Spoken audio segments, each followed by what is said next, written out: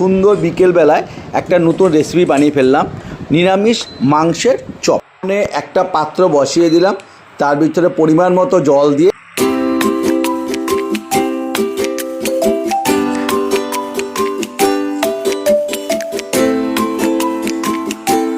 আলুটা সেদ্ধ করতে দিয়ে দিলাম।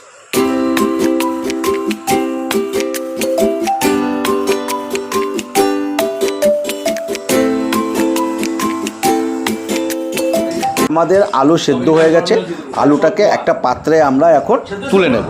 এবার সয়াবিনটাকে সেদ্ধ করার জন্য একটা পাত্র আমরা বসে নিলাম, সেটাতে সয়াবিন দিয়ে সয়াবিনটা সেদ্ধ হওয়ার পরে আমরা আবার আরেকটা পাত্রে সয়াবিনটাকে চিপে তুলে নিলাম।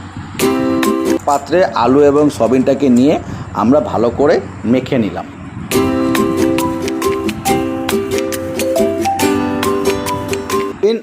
আর আলুর মাখার ভিতরে দিলাম আমরা লবণ, জিরার গুঁড়ো, ধনের গুঁড়ো, এমনকি গরম মশলার গুঁড়ো, কাঁচা লঙ্কার পেস্ট আর আদা একটু বাটা দিয়ে আমরা সেটাকে ভালো করে মেখে নিয়েছি।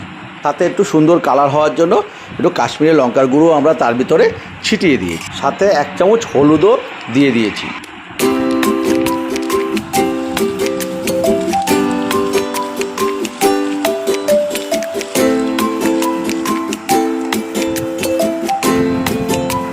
আলু আর সয়াবিন মাখাটাকে আমরা একটা ফিঙ্গার শেপে নিয়েছি। আমাদের কড়াই গরম হয়ে গেছে, তাতে পরিমাণ মতো তেল দিয়ে দিয়েছি। শেপে যে চপটা আমরা বানিয়েছি সেই চপটাকে আমরা যে বেসনের ব্যাটারটা তৈরি করেছিলাম সেই ব্যাটারের ভিতরে দিয়ে ভালো করে ডুবিয়ে নিয়ে তারপরে আমরা ওটা গরম তেলে একটা একটা করে ছেড়ে দেবো।